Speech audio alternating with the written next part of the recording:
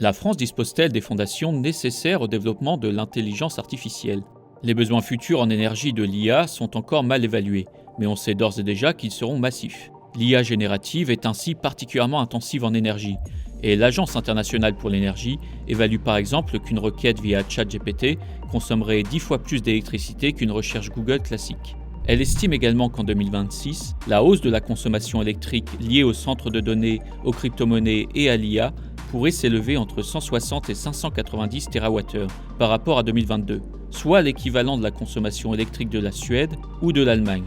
Dans ce contexte, la France dispose d'un vrai avantage compétitif pour accueillir les centres de données et les supercalculateurs sur son sol, puisque grâce à son parc nucléaire, elle dispose d'une énergie abondante, pilotable et largement décarbonée. Je vous avais déjà présenté cette force de l'économie française dans une vidéo précédente, et je rappellerai donc seulement quelques informations clés.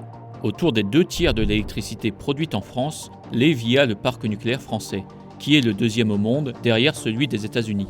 Ensuite, avec le raccordement au réseau de l'EPR de Flamanville en fin d'année dernière et le projet d'en construire de nouveaux dans les prochaines années, la France semble en mesure de consolider cet avantage compétitif.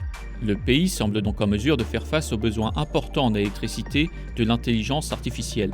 Ensuite, la France est également un territoire particulièrement bien connecté aux réseaux de télécommunications mondiaux. Située au carrefour de routes maritimes majeures et ouverte sur plusieurs mers, elle est le point d'arrivée des 2 tiers des câbles sous-marins en Europe. Or, c'est par ces câbles que circulent 99% des liaisons Internet mondiales. L'État français a d'ailleurs racheté en 2024 le leader européen des câbles sous-marins, ASN, qui détient 1 tiers du marché mondial et permet donc à la France de conforter sa position stratégique sur les réseaux de communication. On peut en partie illustrer cette force en matière de réseau et d'énergie par les annonces faites lors du sommet de l'IA à Paris. De manière anecdotique, Emmanuel Macron avait répondu au Drill Baby Drill de Donald Trump par le Plug Baby Plug, mettant ainsi en avant l'énergie nucléaire abondante en France. Mais plus concrètement, il avait répondu au projet Stargate de Donald Trump par l'annonce de nombreux investissements dans l'IA, pour un montant total dépassant les 100 milliards d'euros.